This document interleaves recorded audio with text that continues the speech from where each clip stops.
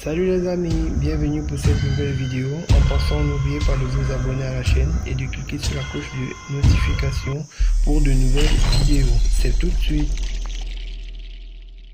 Dimanche 18 novembre se tenait à Addis Abeba une rencontre des chefs d'État et de gouvernement en marge du sommet de l'UA.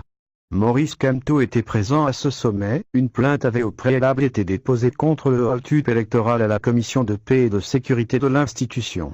L'Union africaine recherche toujours des solutions pacifiques de réconciliation à tous les conflits. Des sources crédibles ont fait parvenir à la rédaction de Cameroun Liberty quelques recommandations d'Addis Abeba pour une sortie de crise.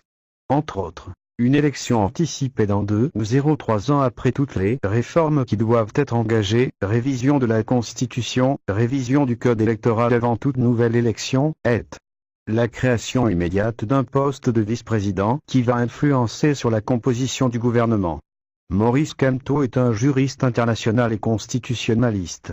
Dès son entrée au gouvernement en 2004, il avait travaillé à réformer et réorganiser tout le système judiciaire camerounais.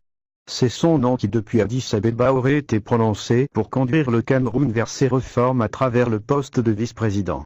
Paul Biya vient de prêter serment et il faut lui éviter l'humiliation. La balle est dans le camp de Maurice Kamto qui au nom de l'intérêt national doit réussir à convaincre son entourage et accepter cette proposition, précise notre source.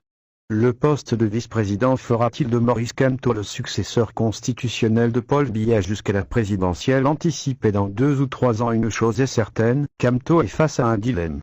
S'il accepte, il va devoir expliquer son choix à tous ceux ayant vu en lui le révolutionnaire, l'homme de la rupture.